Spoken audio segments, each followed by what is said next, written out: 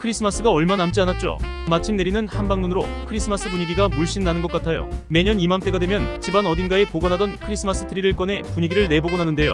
트리 하나만 있어도 집 분위기부터 마음까지 따뜻해지는 것 같아요. 그런데 크리스마스 트리의 원산지가 우리나라라는 사실 알고 계셨나요?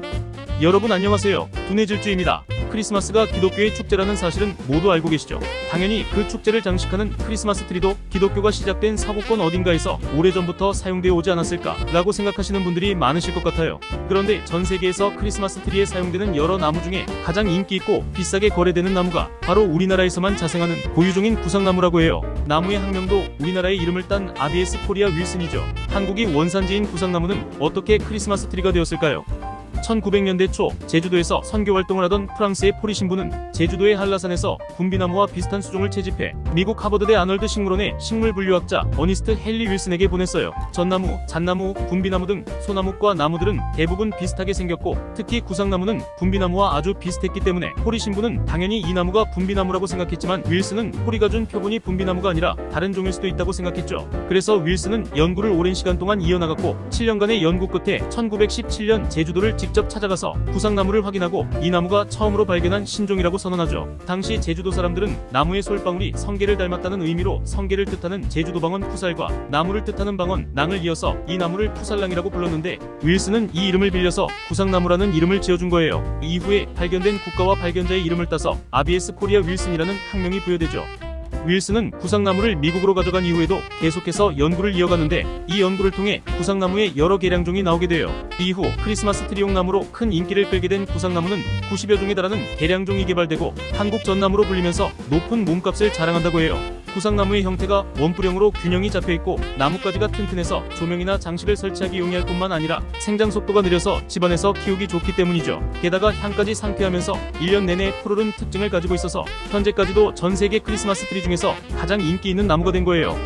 윌슨 덕분에 우리나라의 구상나무가 유명해지기는 했지만 한 가지 아쉬운 점은 이 구상나무 개량종에 대한 특허도 윌슨이 가지고 있기 때문에 우리나라도 로열티를 주고 개량된 구상나무를 역수입해야 한다는 점이에요. 지금은 다른 나라가 소유한 생물 유전 자원을 이용할 때는 자원 제공국으로부터 사전 승인을 받고 이익을 공유해야 한다는 국제협약인 나고야 의정서가 시행되고 있지만 윌슨이 활동하던 당시에는 이러한 국제협약이 존재하지 않았기 때문에 자원의 반출과 이용이 자유로웠거든요. 그럼 구상나무가 사용되기 이전에는 어떤 나무가 크리스마스 트리로 사용되었을까요? 크리스마스 트리를 꾸미는 전통은 그리 오래되지 않았어요. 크리스마스 트리와 기독교의 연관성은 16세기가 처음이었지만 상록수를 꾸미는 전통에 관한 역사는 훨씬 이전부터 있었어요. 겨울에도 죽지 않고 1년 내내 푸르른 상록수가 마녀, 유령과 같은 해로운 악령을 쫓아낸다는 믿음이 있었고 풍요로움을 상징하기도 했기 때문에 이집트의 태양신, 북유럽의 드루이드교와 같은 고대의 여러 종교에서 특별한 날에 문과 창문에 상록수 가지를 걸어두는 전통을 가지고 있었죠.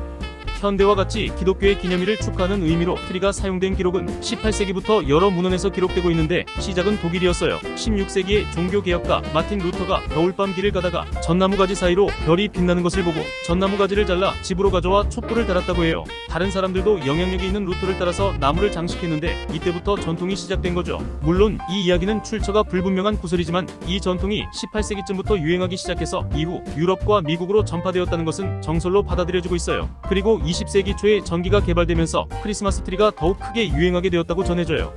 트리 장식을 시작한 독일에서는 전나무나 독일 가문비나무를 트리용으로 사용했는데 가문비나무는 우리나라에서와 달리 독일에서 매우 크고 굵게 자라기 때문에 실내 장식용으로 적합하지 않았죠. 그래서 작게 잘라서 장식용으로 사용하거나 외부에 장식하는 용도로 사용되었다고 해요. 이런 와중에 크기도 적당하고 형태도 아름다우면서 향까지 좋은 구상나무가 등장하니 엄청난 인기를 끌었던 거죠. 그런데 엄청난 인기를 자랑하는 해외의 구상나무와는 달리 원조격인 우리나라 한라산의 구상나무는 멸종 위기를 겪고 있다고 해요. 한라산 침엽수림의 대부분은 구상나무로 이루어져 있는데 기후 변화의 영향으로 지난 20년 동안 한라산 침엽수림 면적이 33.3%나 줄었다고 하죠. 그 면적이 무려 축구장 3,200여 개에 달한다고 해요. 이러한 심각성에 따라 세계자연보전연맹에서는 2013년부터 한국 구상나무를 멸종 위기종으로 지정했어요. 그래서 제주도 세계유산본부는 구상나무 보존을 위한 중장기 계획을 수립하고 구상나무 표준 유전체 지도 작성을 시작한다고 밝혔어요. 표준 유전체 지도 작성은 한라산에서 자생하는 구상나무 중 대표나무를 뽑아 유전체를 분석하고 잎, 줄기, 열매, 뿌리 등 생체 정보 등을 데이터화해서 효과적인 보존 전략을 수립하려는 거죠. 오늘은 크리스마스 트리와 함께 우리나라의 구상나무 이야기를 살펴보았어요. 크리스마스 트리는 단순히 장식뿐만 아니라 가족과 친구, 이웃과 함께하는 소중한 순간을 감동적으로 장식하는 상징이 된 것 같아요. 멸종 위기에 놓인 우리나라의 구상나무를 잘 보존해서 오랫동안 좋은 추억이 이어지면 좋을 것 같아요. 오늘 이야기는 여기까지 하고 다음에는 더욱 흥미진진한 이야기를 가지고 찾아올게요. 혹시 궁금하신 주제가 있다면 댓글에 남겨주세요. 마지막으로 오늘 이야기가 도움되셨다면 구독과 좋아요, 알림 설정까지 부탁드려요. 지금까지 두뇌질주였습니다.